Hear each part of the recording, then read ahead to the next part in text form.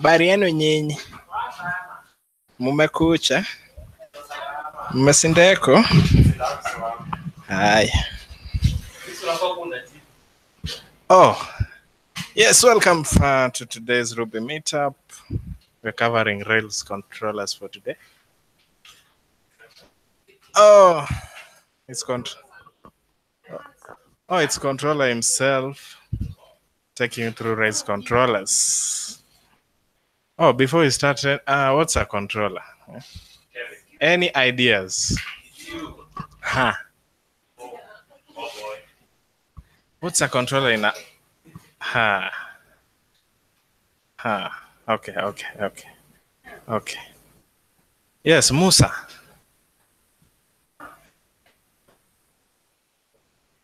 Yes, Musa. I have not asked who is controller. Yeah, by the what's a controller? Any ideas? Yes, Gary. Actually tutaanzia hapa tukienda hivi. Yes, Geti but tunaanza nayo.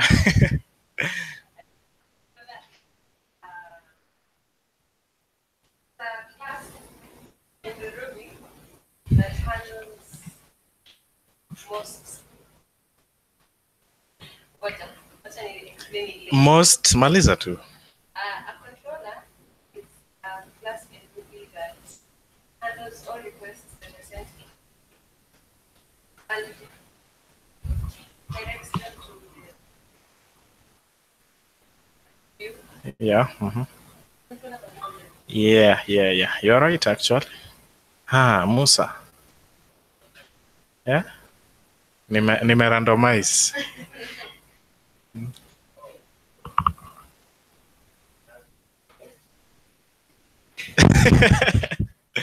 Okay.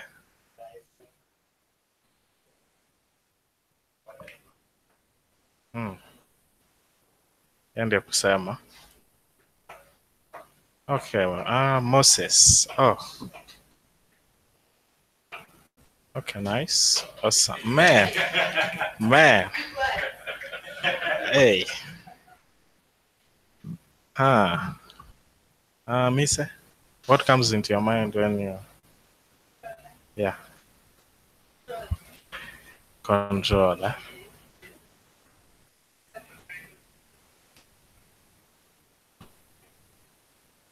Yani, something cannot happen kama ija.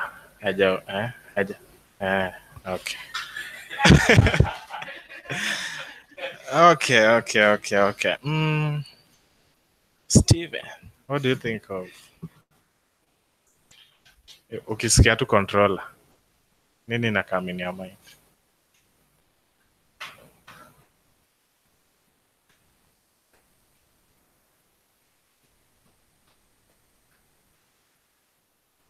Awesome. Good. Actually, all of you are very right. Oh, yes, crafty. Yes. According to me, a controller is, I think according to Ruby, a controller is a class that contains methods which are directions where when requests go through the application, yeah, they go to the roots and you know how they work. Yeah, so but yeah, directions in any movement. Oh, Sigu, did you share the screen? For the Hangout, okay. See, as in your Hangout. Your Hangout. Now, Geti Ioni.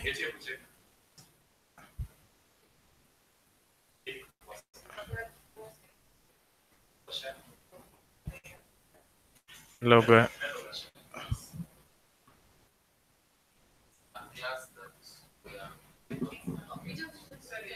where action Oh, Peter hapo hapo. Karibu Peter. Screen share. Hi. Karibu.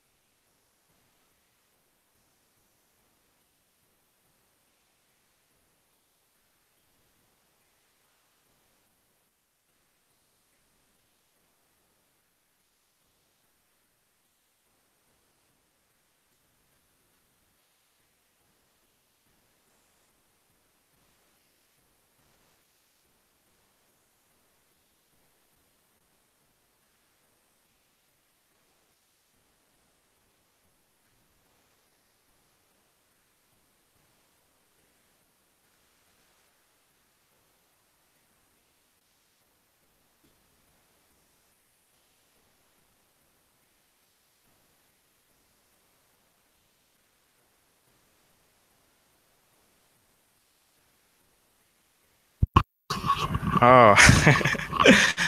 Yeah, then there was the one for Steven saying where it like there was this bit. Yeah, more of controlling or making sense of what the system, yeah, direction. So that is like making sense of the request and producing the appropriate output. Yes. Okay. Oh, there is this line where I was saying action controller is the scene MVC. So probably we can just do a recap of MVC in a bit, or in the diagram we are seeing. Hide. So are we seeing the MVC diagram? Are we there? Are we all there? Yes. So just a recap of what controller does.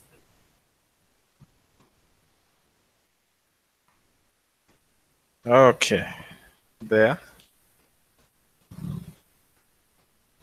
Oh, awesome. Okay, so this diagram has some 8 steps. So first we have the browser here, where you make your request. Yes. So after making the request, we have the router, which the router now just determines or chooses which controller to use. So for example, our request here is /users, yeah? Res controller chooses the controller and decides its user's controller. It goes to the controller there, as you can see. That is now after we have step 1. Res router chooses the controller to use, the router. Our controller, this case, is users. Our request was we want all users, yeah? So the controller now it will check. It want to see what should I do with this? What should I do with this request? Now the linking it now with the model and view. So first it checks when it's available in the model. That's now step 3. Yeah. There's step 3 there. Checks if it's in the model. If it finds it, for example, it will bring it back in the form of okay, if it will find it at step, now that step, there is step 3, it checks the model, where the database is in the model, yeah? After getting it there, it goes back to the controller. Then now tells view, this is what I got, yeah? It gives the view. In form of now, it will be in form of, for example, if it got all the users, stores them in that instance variable users, yeah? That is what I'm giving now the view. After giving the view, now I'm telling you just convert this into HTML and give me back. So the controller in step 7 now receives the HTML version of it. Then controller now takes it back to the browser. That's step 8. out. Are we clear? Okay. Controller naming conventions. We noticed that, or if you're building any Rails application, you notice that your controllers mostly are too much English.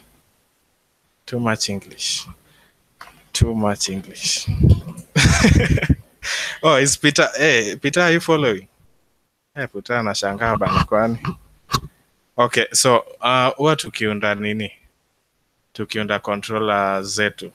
Mostly watu wanazi pluralize, yes? Oh, I just remembered our Kabaka guy. Hey, Baganda. Okay. I know I lost you there in a minute. So when we usually create a controller, we usually pluralize them, yeah? So you'll notice sometimes if you there was this error that an initialize constant. So usually that was happening when in your roots, pluralize, in your controller, iko in single form. Ama, the other way around. Okay, there was, I'm switching again. Okay, back to English. Okay, so there was, the convention of naming controllers is usually to pluralize. So for example, if you have a user's controller, you should not do user controller. Not that you should not do its convention. Kama umeiva sana, you can just use it. Because such that if you go in the roots, you'll know that the other side, you singled it. But convention is to use, to pluralize it, such that when you're using, there was a time when you want all the roots for that controller. For example, users. You want all the roots, yeah? You want all the roots, for example, the roots involving new, update, what, in your resource, in your root file. You'll add resources, yeah? Resources users. So assuming your controller now is singular. Assuming your controller is singular and then you add this. Resources users. When you want to, this is like, instead of defining every root for the action, if you do this, I think Getty on the last meetup covered roots, yeah? And we saw the different ways of adding a roots, yeah? One way was using resources, the other one was, using namespace. There are different ways. Okay, so question, yes? When you scaffold, yeah.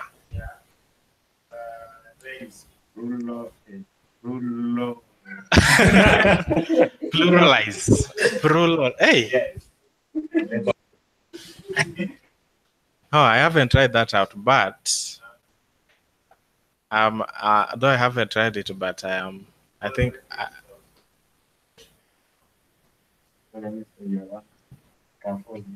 So the moment, then the controller will be plural of the model, yeah? So when you scaffold, it automatically pluralizes. Okay. Naming convention. Oh, there was this bit. What happens when an app receives a request? So I think this part in Rails, I think you won't really, but okay. So what really happens? What really happens when you make a request? So for example, a request may be getting all users. So what happens? That whole request, what happens is the Rails creates an instance of, for example, users controller. Or the instance of, for example, we are dealing with users controller. So your first request can be, you want all users. So it creates an instance of that. after finishing the request and up to displaying it to the user, that object is like destroyed. We'll have a different request creating a different instance. So an instance is just like, an instance is just like doing like something like users controller. For example, I can say .index, which doesn't make sense, but that is what happens. Like, no. So when I create, it will be like users controller.new, creating a new object. So from the object now, for example, I now have at users or at user or user is that. Then if you want now to access the methods, we'll just call dot. For example, there is .show, .index, when you want to display all the users. Kuna mtu amepotea, ninaimba, nina rap. Mtu ana float. Okay, I was saying this. Okay. So, when you, like we saw in NVC, when you create the application receives a request after the router has determined which controller to use. So for that request, an instance of the controller will be created. So for example, we have a user's controller, yes? We create an instance of user's controller. Then after creating the instance of user controller, our request was, for example, getting all users, that is index. So if we create an instance, then maybe after creating the instance, you'll call the method, for example, .index. That it was what really happens. You call, like, for example, .index to do what the index does, yeah? What am I leaving? So, does that mean that for every request, new object is created? Yeah. From the controller class? For every object. That for every request. So every time Such you make a request to the server, an, it goes and that hands. yeah, so when that request is done, we do away with it. It destroys the object. There was some, now this was at the Python part. There was a time where we were modeling classes. So when you make a request, every method is like a new request. So there was a time where the object, I defined it only once. So it was like for every method it was modifying that object. So I had to solve the bug by creating the object in those methods. So it was like modifying the same object. So that means that my application is serving million users a second. Let's say 30,000 users. Yeah. Application is creating 30,000 objects in a second. For controllers. Yeah. For the controller, every request a different object. But the first request can be, I want users.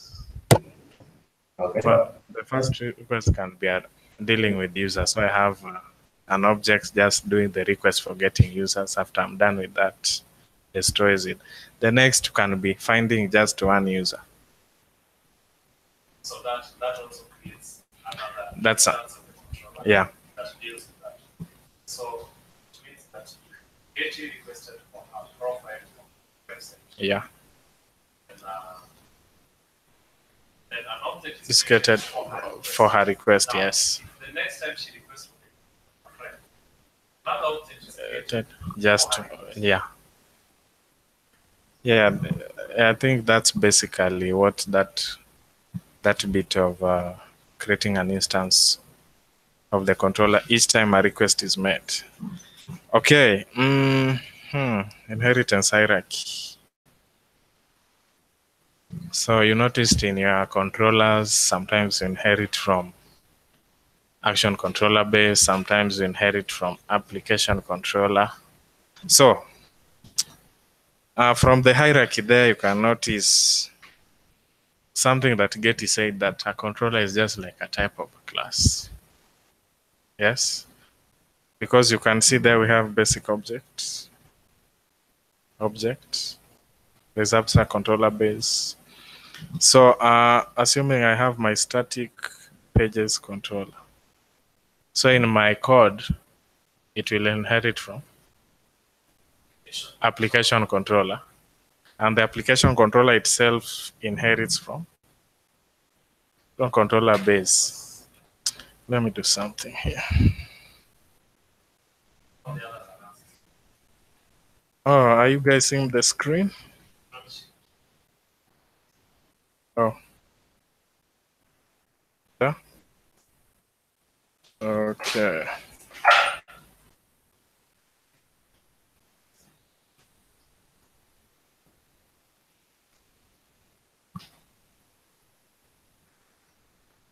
So I just want to,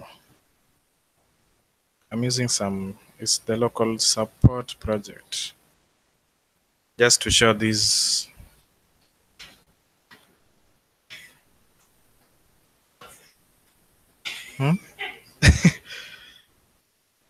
Okay, can't alias what RB. Okay, so in local support, I think we have some events controller here, yeah? Controller. Let me check for its ancestors, is like checking for the, yeah. Let me do that. If I do that, it's a lot of, can I maximize this?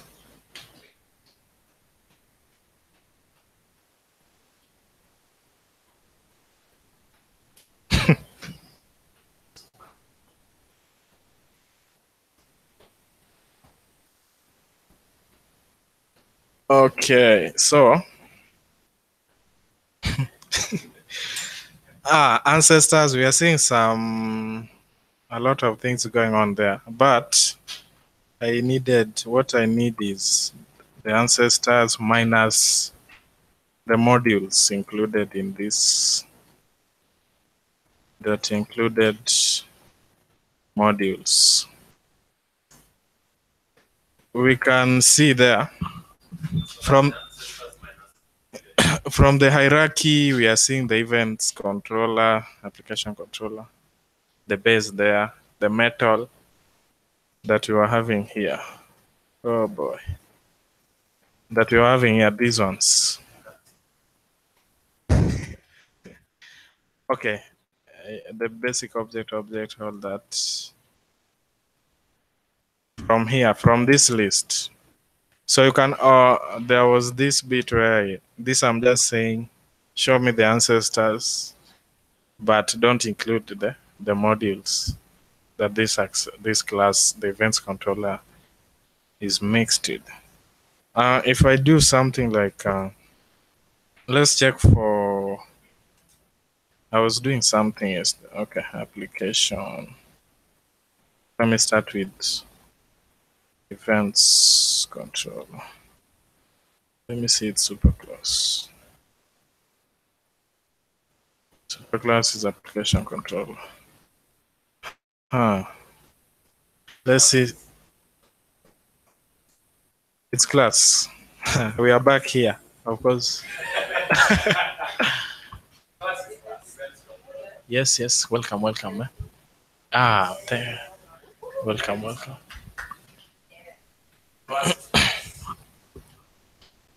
So. It's class is event. No, the class is class. It's What is the class of event control? Class. It's a class of type class. Yes. Yeah, so it's classes. Oh, welcome. Okay, so can you maybe access one of the, anaweza come in wapi? A follow along? Okay.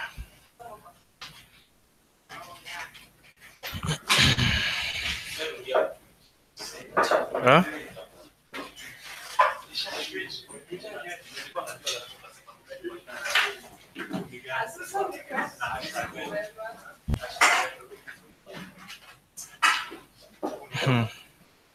Eh? Ati nini? Ai, umeifunga. Shit. Usifungue, acha tu. Iache tu. Yeah. Unataka kuitumia?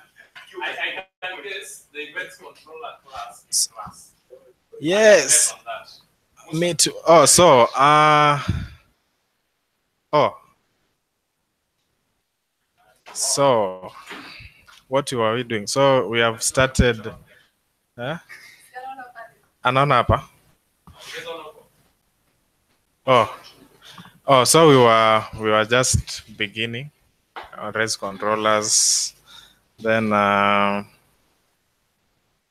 we checked at what a controller is. Recap of MVC. You are familiar with that MVC? You are new to. Oh, but I think the good thing is that later you'll be able to access this. Yeah. So currently we were looking at the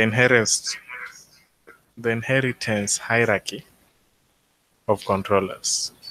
So then there was this bit now when we were checking at the inheritance. For example, this is it's a race project. Somewhere in the project we have an events controller class. So we wanted to see the ancestors. Those are like the classes it inherits from. So we were this bit, we saw events controller, its superclass is application controller. So in the code, probably you'll find something like it's events controller, then there is that, then application, just to show that it inherits some methods from application controller. I think you will see that in the next. So events controller.class. Musa, you are saying its class is you are saying its class is in event controller. Eh? any other the class of Getty, what's your it's a class. Boom. Oh, how about we check its methods? Let's see the methods. Some what? Okay.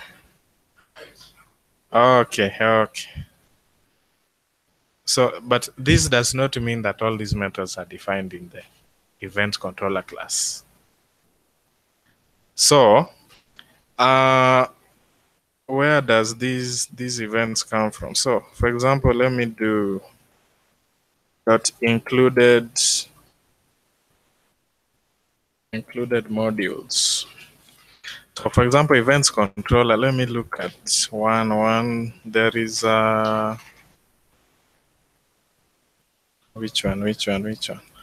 There is one here. For example, action controller renderers. So that's a module that. Hey. Okay. Let me. Here it is. Let me just use that as example. So this is the class that usually helps you. So this class, renderers, it has some method. It's a class on its own, yeah? No. It's a module, actually. So a module is just like some methods. Umeziweka kwa module. Instead ya code yetu kuwa some million lines. Sindio? Awesome. So we have this one. So usually in Rails, when you do the rendering of pages and stuff, this is where the rendering method comes from. This module. Yeah. There is another one. There is that request forgery protection. Who have seen this somewhere? Yeah. It comes from this module. Okay. So that is the inheritance hierarchy of controllers. Any question? Anybody with any questions? No one has asked even this action controller method. No one has asked. Okay, we'll see that next. So if I may ask, Yes. the action control or the action control, can I classify something from a More model? For models. instance, Yeah. controller is Yes. no longer class module, sorry. Module. Module. You know, a module is not a class. It's a which module are you? Which module are you talking about? The module, the superclass of class module. That okay. So now that's controlling. I was thinking it's a class module. So like the superclass of which one exactly? It's superclass.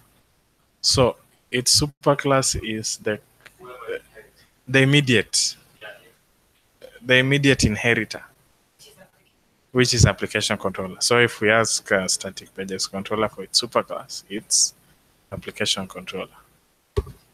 Its immediate inheritor. Oh, so in short, you want to ask, I think your question is where a module lies, where a module comes in. Yeah? It's called controller.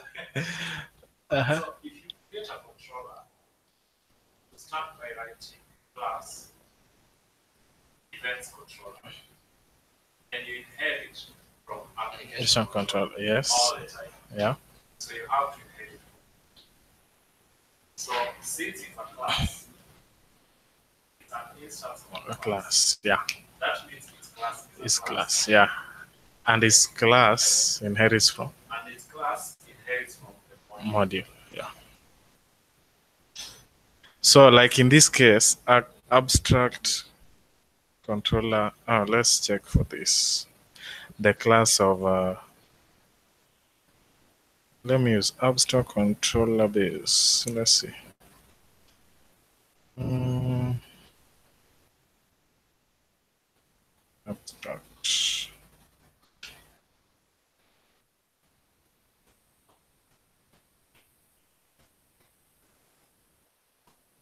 What? What happened here?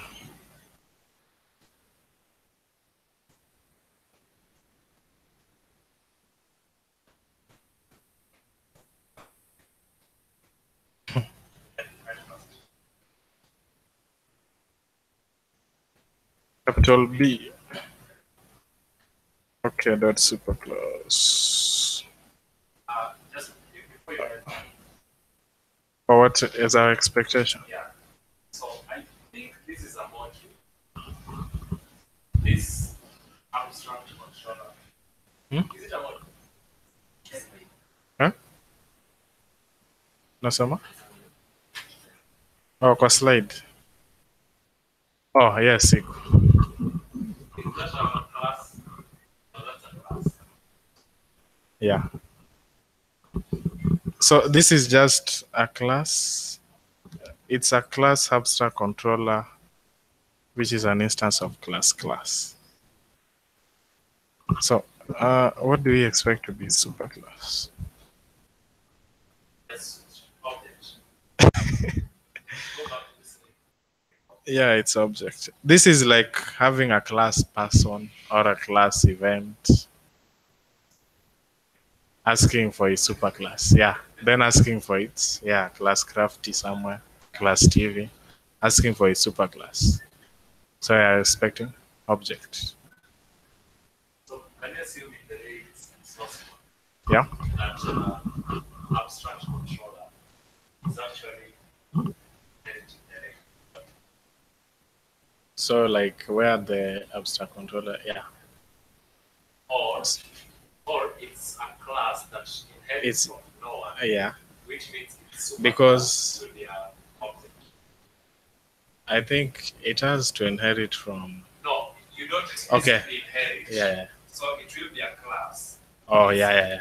Yeah, without any inheritor, which means it will automatically have its superclass. Yeah. Because in terms of Boom. Okay. Any questions here? Okay. Okay. I don't understand anything that's going on. We usually go through some context. So if anybody is interested in that,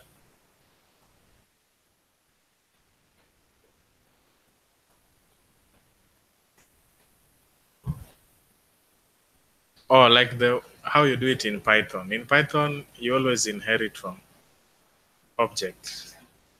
You always so this happens. now this is it. The basic object Is now the superclass of the object. Yeah. the most basic structure you can ever have. I think around the 7. Okay. Here we have some application with the users controller and microprocessor controller. So in the code, users controller will inherit from application controller. Same to yeah, only the application controller will inherit from the base. So this means if I define some method in the application controller, I'll be able to use it in the microprocessor controller and either the user's controller. Okay. Now here's where the method comes from. The metal. So the simplest possible controller. Can I go back on the upper? Huko. Metal involved inherit from. So basically inherit from our metal. Yeah. So just in case someone is not understand, the lowest graph strengths. Yeah. Alafu mwenye kujia anainherit from kujali. So static pages controller inherit from Application. application inherit from action inherit from. Now action based inherit from action methods. Yeah. Action method inherit from even added the basic of the Okay. The meaning. Haina meaning. At the meaning of metal. Sijui hata kwa nini walipea hii jina. it's The mean. basic of So metal. Okay. According to here, you can see. I think if you have ever done a Rails project, you have never used something like response bodies, LOL, something like that. Okay, so a metal is just, let me say, it's the simplest controller. It doesn't have the option of using partials, views. Yes. So, for example, this one we have a hello controller. That. Then we have an index method. We have used response body to be that. So we are expecting our view. We have not created our view. Yes. Then in the root, if you go to hello, we expect. Yeah, if you go to slash hello. Okay. so just wanted to add some. Yes. The metal actually means that most of the magic is taken away. You can't just definitely base, that's the magic in that it looks for template together, then it renders it. The metal expects you to tell it what is my response body, what is my response status, what should I render at the view, where will I get it, so much that you have to do. The metal is like a skeleton. You have to make sense out of it every time. Ni kama tu metal ni kama CSS. Then base sasa ni bootstrap sasa. And by default, the method does not provide rendering views, partials. Yeah, I think. Or any questions? This. So, for example, now you see, for example, in this one, if you want to use the rendering, you have to include. So we are including some. So that's a module called abstract controller rendering. First, to use this render method. Na unapo render hello index. So kwa method hawezi tumia hiyo render if you have not included the module. The module, the one for rendering, which helps you to do the rendering. Yeah. So if you even want to use that as in your views to be layout, you have to include that also. Yeah. Oh. Oh. Sure. Huh? What was here?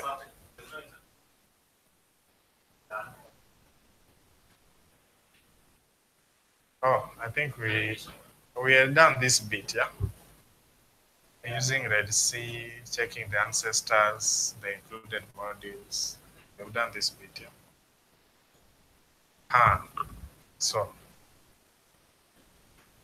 we have also done. We did this bit. Yeah. This still talks about inheritance. Then, we also talked about creating an instance of the controller.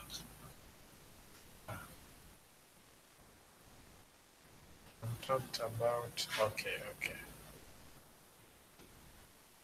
So this was talking about in a controller you can have public and private methods. Yeah, such that private methods you only use it within the instance or within that, and only accessible within the class. So,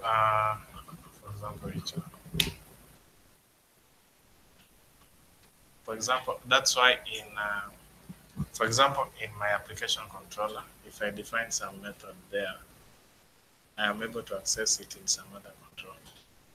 But if it was private, I only need it to be for that class. If I only need it to be that class, I will put it under private methods.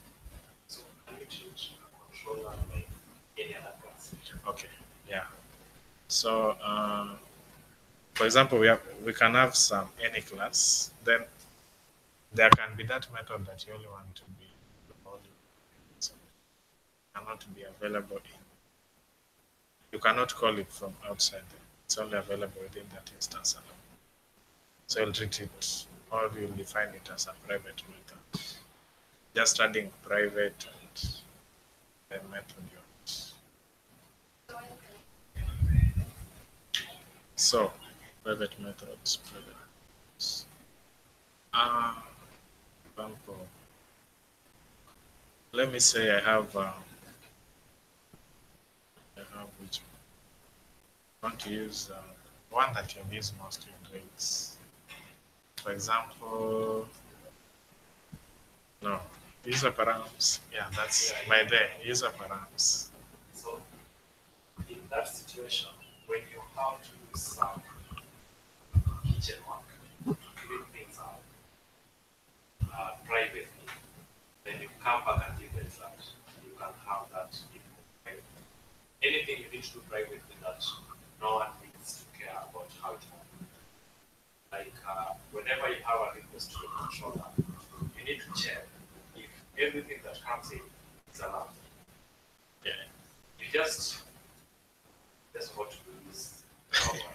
You just pull out, go to the private section, do your thing in the kitchen, and come back and tell them this is what you're allowed to do. Anything you want to be in private. If I want the age of someone from my application, then from getting the age, I need to do so many calculations. That is none of their business. I can pull that out into a private record that goes to the database, does whatever it does, then brings back. Okay. Yeah, you can do that to the public, but if you don't want any other person to be able to call a method that, okay, let's say,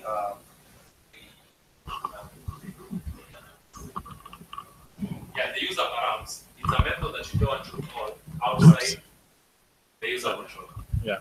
No one should be able to call it unless it's the user control, because it is a private It's thing. only, yeah. They are the only ones who can do that. Okay. So let's look at parameters. So we have two types of parameters. There is the query string parameters and the post data. Query string parameter ni ile ukienda kwa links saa zingine unaona kama ui. Oh. Back to English. If you go to any site sometimes on the URL, you mostly find you have maybe some question mark, then something. For example, I think even if you go even to Facebook probably or any site, in the URL section you'll have blah blah Facebook, your name, what. There will be some question marks followed by something. So that the characters we have after the question mark, those are now the query string parameters. Then the other type of parameters which usually we get from the moment we usually click submit a form. Probably if you inspect that page, for example, if you are dealing with the user. For example, user, you'll have maybe something like this. So for example, so this is a name parameter. Do this practical.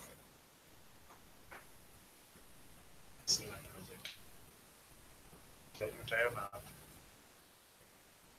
But who is na anapotea?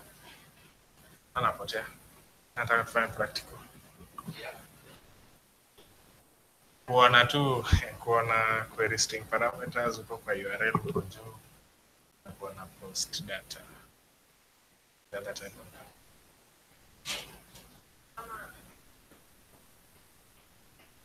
Tangu ni launch server haya.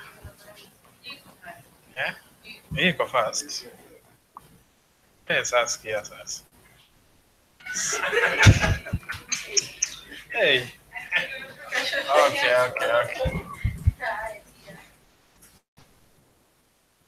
Yenyewe iko fast.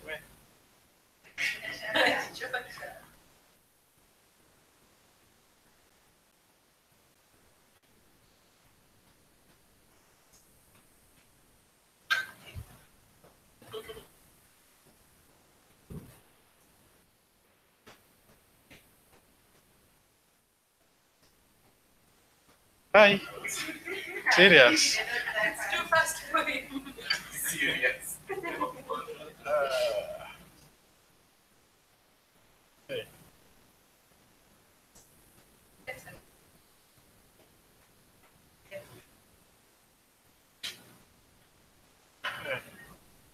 Watu wa mouse.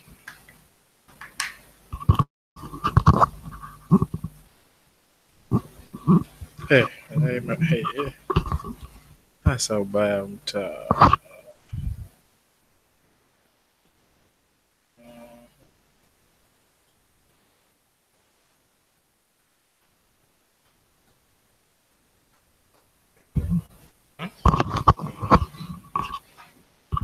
Abo ni search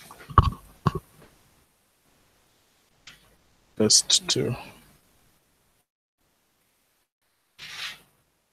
search.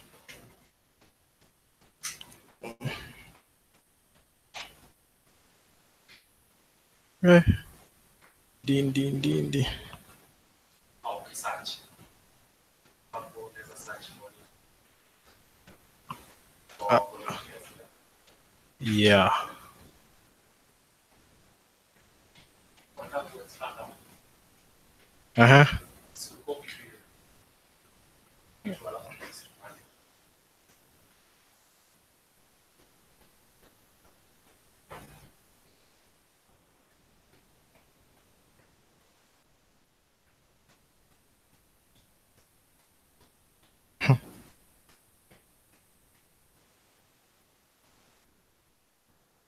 Where's our okay?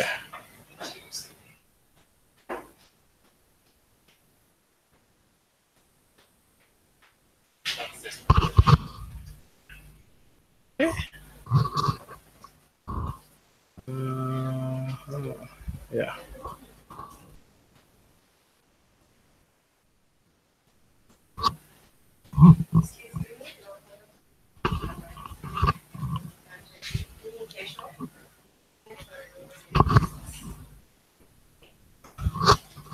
Okay, okay.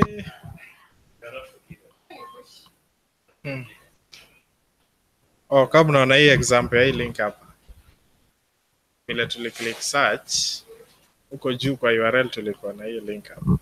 Unaweza notice kuna this question mark here. The request ni kusearch, then after question mark ignore hizo.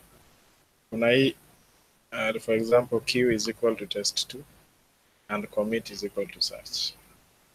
So kuna parameter hapa, tuko na commit na hiyo, tuko na commit, tuko na q, tuko na hiyo UTF. Value ya commit ni search, value ya q ni hiyo test2, value ya UTF ni hiyo. So hiyo ni query string parameter.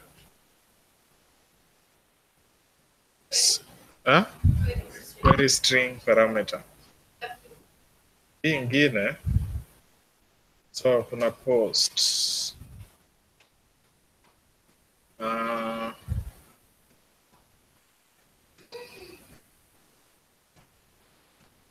Hiyo ni inspector, yeah. Shift. Okay, so hizi nini hapa?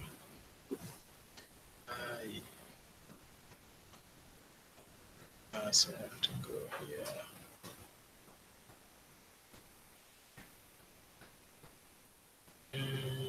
Developer.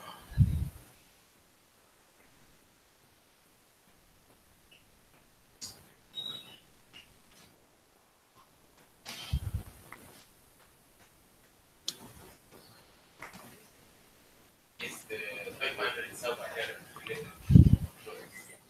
500 server error gani? Your error.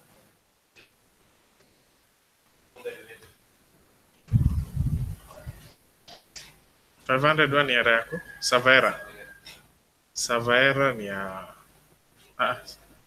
server error si ya nini? Si ya controllers. What I'm trying here is not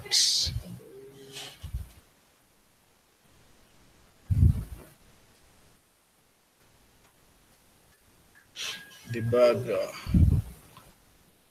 Naona hapa kweli. So search.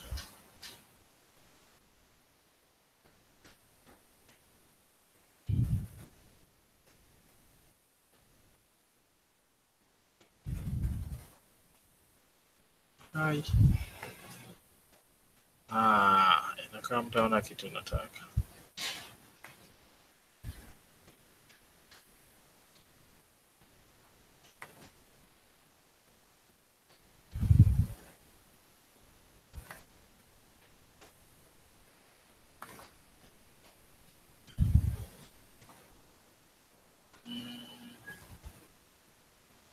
Network.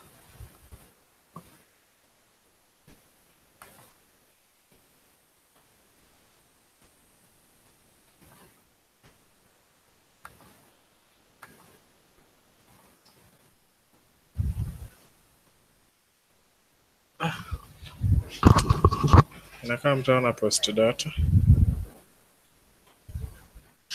Okay, remind me to show you post data at the end. Okay. Where were we?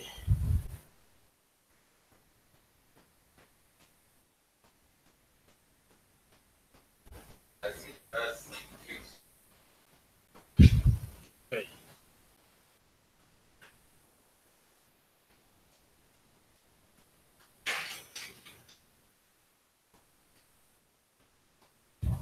So parameters. So for example,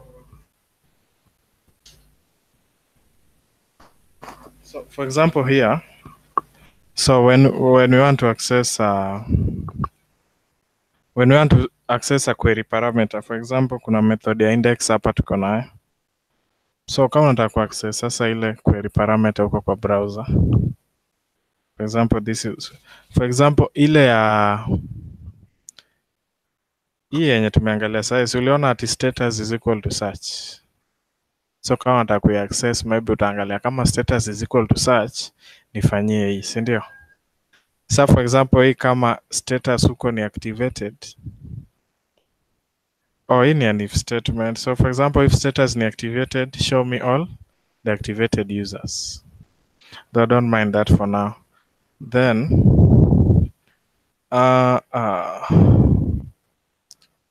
now if you want to access now this post, the one that now the post data parameter in the form. So for example, this utakuwa unaangalia what the user has submitted in a form. So itakuwa under kitu tulikuwa nasema hapa params user. So itaangalia vitu zitakuwa hapa. So kaka user controller ilikuwa inachukua name, email, nini. Kwa post data kutakuwa na name, kutakuwa na email, hizo zote zitakuwa hapa. So hizo ndio zitakuwa zinawekwa hapa hivi. Kwa hiyo params user itachukua hizo zote iziweke hapo. Okay. Strong parameters. So strong parameters now is the strong parameters now are in this section here. This section here. So if you want to make sure that when I submit a form, some specific fields are the ones that should be submitted. So for example, in here, I expect, here you notice it was just params user. So I'm just taking anything. I've not specified this one here. But here, now I have these strong parameters. Now I'm specifying that I'm only looking for name and email. So this helps in the validation. For example, I can validate, because with this, you can't validate the name, email, and stuff. There is no way you will validate them. But with now this, I am able now maybe in my validation to validate maybe the presence of name, the validity of the email I'm using. So that is, we were just talking of user params as a private method. So user params is a strong parameter. Inakusaidia kwa nini? Vile, for example, niseme kasi na strong parameters, there will be no way that I will be able to validate the details that the form should be taking. All the details that there's no way I'll be doing the validation for the form content. Any question on your strong parameters?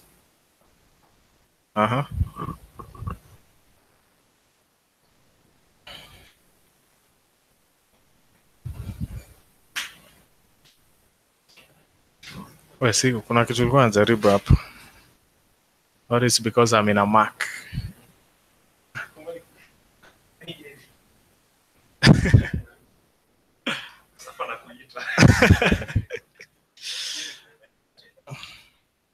Nilikuwa naangalia post data iko wapi.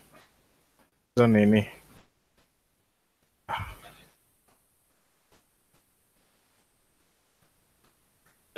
For example, si niki inspect nini na nione nataka kuinspect.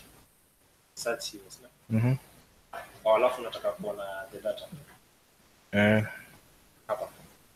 Ile ya iko wapi?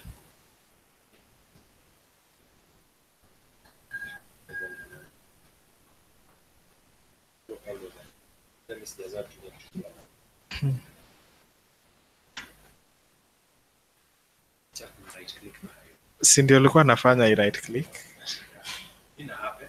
Haikuwa ina right click. Unataka kuleta mouse. Kwa nini right clicking haiwa? Ni saa ngapi by the?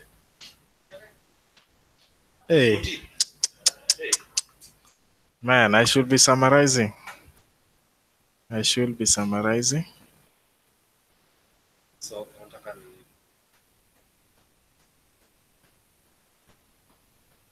Oh, ulikuwa nataka unaona vile ukinini kwa form vile wewe ina show yeah, the first hii. Parameters. Kama nataka kama hii hapa juu. si hiyo. Hebu Hii ni get your post.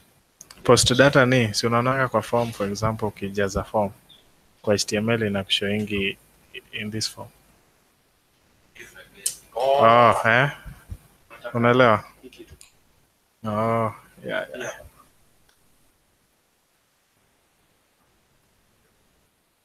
Search. But umejaa hii huwezi tumia ndio ya. Hii huwezi tumia njia nature yake. So unless tuende Kwa maybe form maybe to create nini? Oh, hii isho hapo. Hii itasaidia pia. Itasaidia pia. hii ni form nini? I think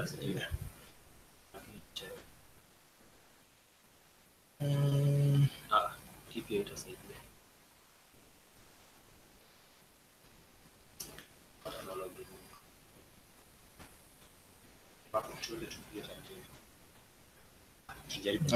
hapa ita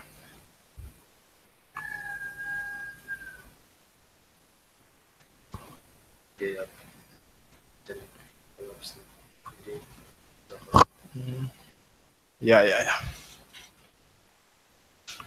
Sasa hii ndio hiyo post data.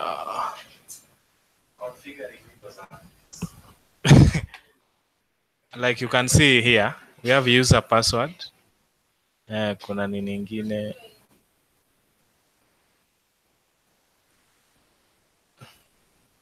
Kuna hii user remember me. Sasa hiyo ndio nini? Hiyo ndio post data sasa. So kama nataka that one exactly access kwa ama in case I wanted to do a validation for it. So unaona nini yake ni user, si ndio?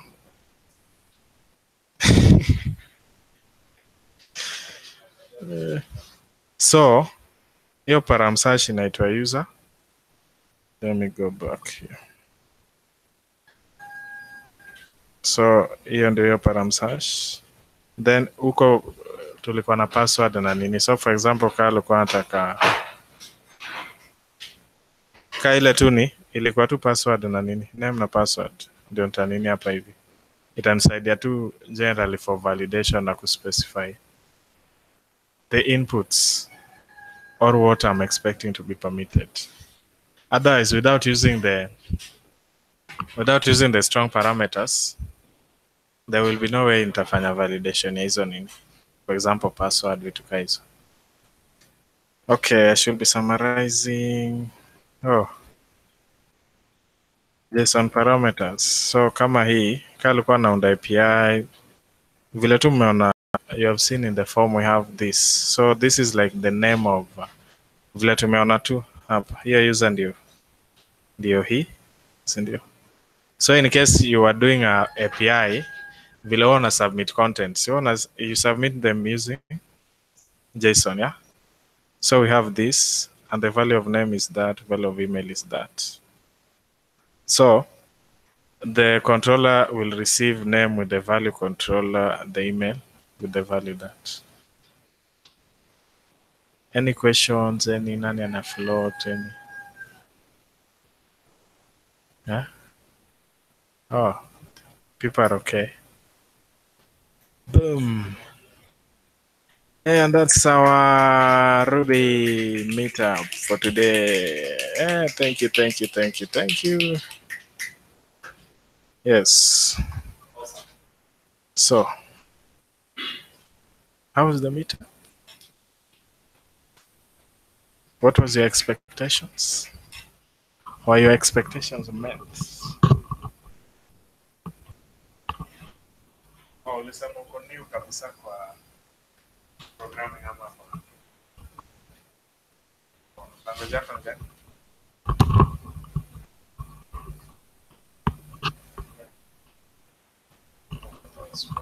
So usually know this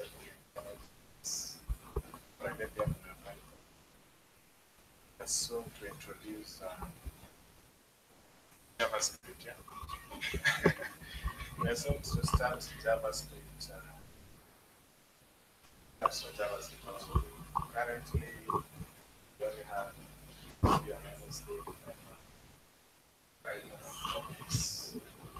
yeah, so you're much welcome for the videos. Any questions? Any clarifications? Anything? Maybe simple that one could be expected. Any kind of curiosity. Yes. Unakumbuka ile hierarchy. Ah, Ile hierarchy.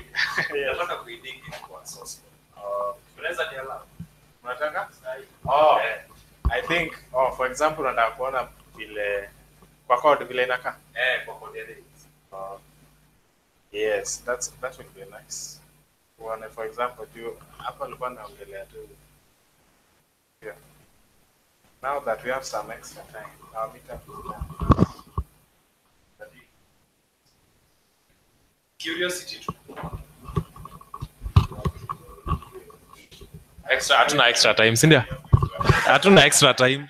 So, out of curiosity, nataka kucheck Rails. Ui. Mouse yangu. So, turudi hapa kwa ninio. Hapa. Inheritance, si ndio? So, tuende hapa tutafute Rails.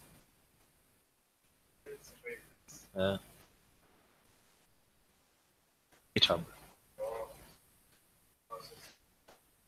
Source code ya Rails. Ndio hapa. So tutafute ile yenye inherit kutoka kwake, si ndio? Then tutafute application controller.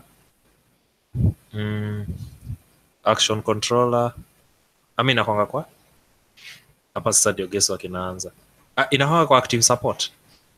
Hapana, controller ziko kwa active support, si ndio?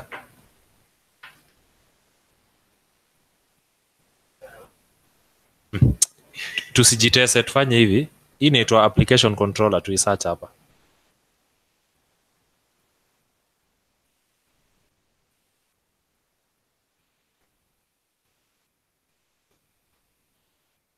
Kama tunaweza pata hii exist.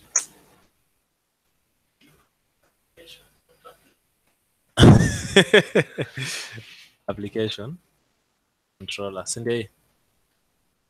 Okay, auto loading, application control. Hii ni test.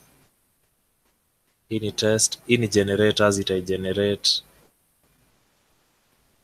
issues, code. Hii ni generate, ita generate, si ndio?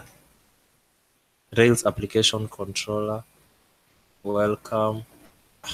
Iko kwa generators, kumaanisha generators ina generate application controller inafanyiwa empty. So haiko kwa source code. Inakuwa generated kama ngoja. Hizi ni test. Action pack. So controllers ziko kwa action pack. Tuangalie the next one. Action controller base. Hii lazima ikue.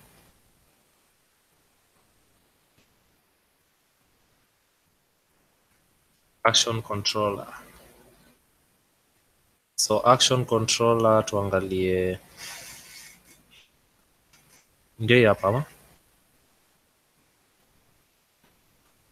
So action pack library action controller. Tuende kwa Rails. Action pack. Libraries. That kuna action controller, sindio? So kwa hii action controller tuifungue. Module inaitwa action controller. Ndio hapa. Acha ni zoom in. Module inaitwa action controller. Sindio? Alafu kuna base.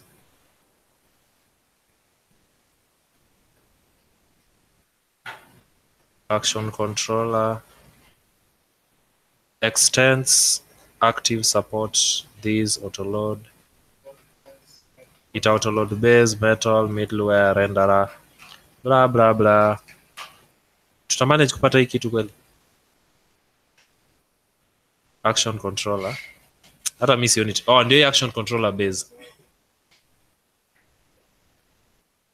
Module action controller. In documentation yote. Base ndio ina inherit from metal. Everything on metal. Ate? Ndio ina inherit from metal. Ini action controller ina inherit from metal. Ndio inaona hapa. Ina inherit from metal. Sinda? So ukifuatilia kitu yote na expect ukifika kwa abstract controller base haita inherit from anything, but tunaweza check kama action controller metal inherit from abstract controller base, sinda? So tunaweza check action controller metal. Hii ni metal iko defined wapi?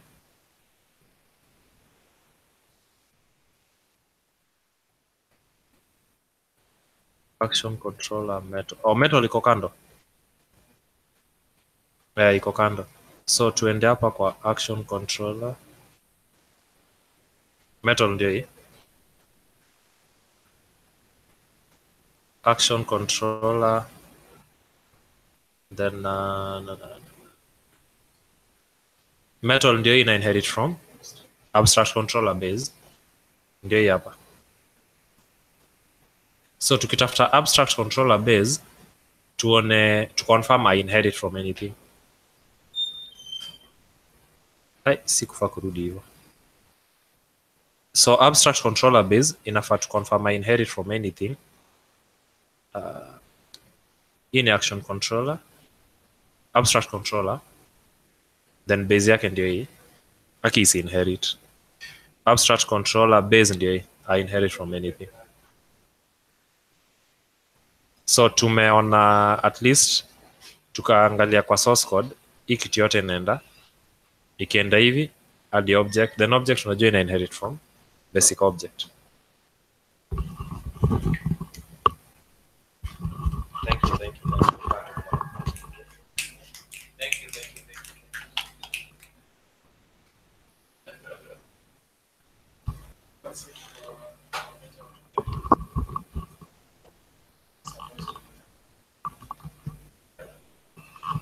Next week tunafanya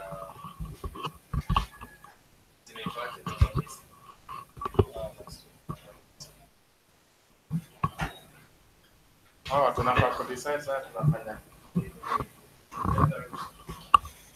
any ideas? Any ideas? By the way,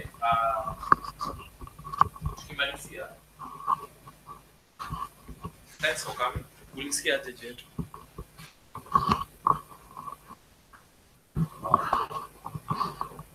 Request back and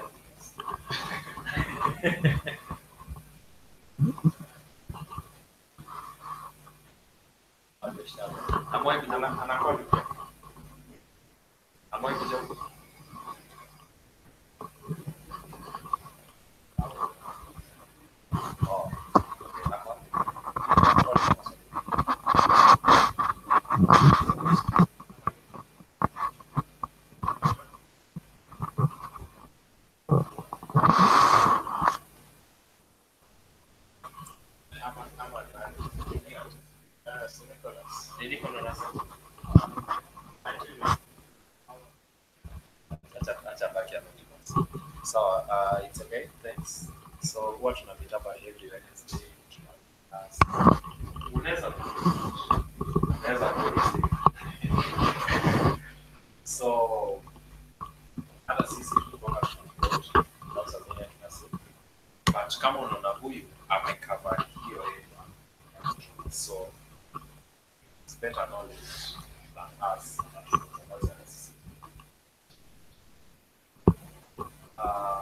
Uko welcome for the next week. Inaweza kosa so much sense, but unaweza hitaji the knowledge. You might need the knowledge for the future because it's a bit of an advanced topic. But since I'll be handling it on, I might make it very beginner friendly, just so that everyone gets something. Do you think so? How? Okay. Oh, you have started doing group.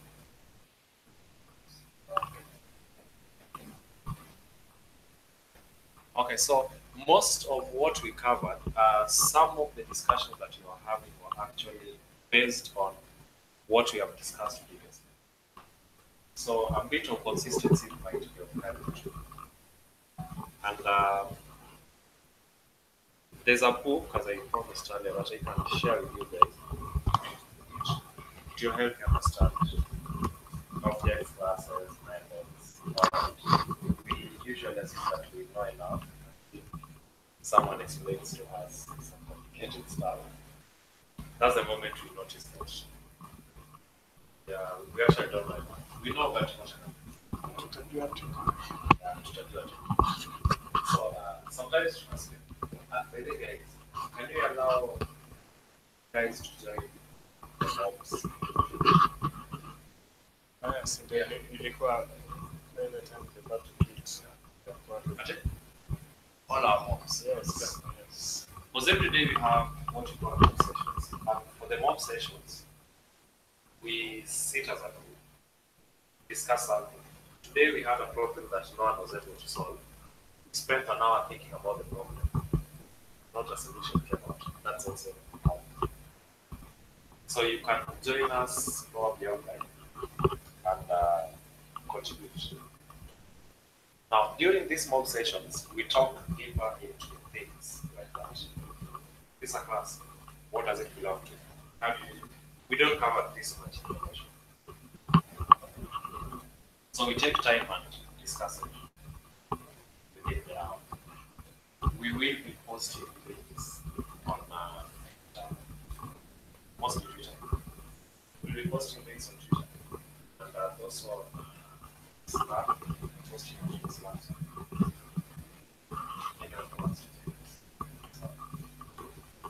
Mondays tunafanya Ruby na Python. Tuesdays tunafanya JavaScript. Wednesdays tunafanya modules. Thursdays tunafanya JavaScript na Ruby na Python. Fridays tunafanya JavaScript.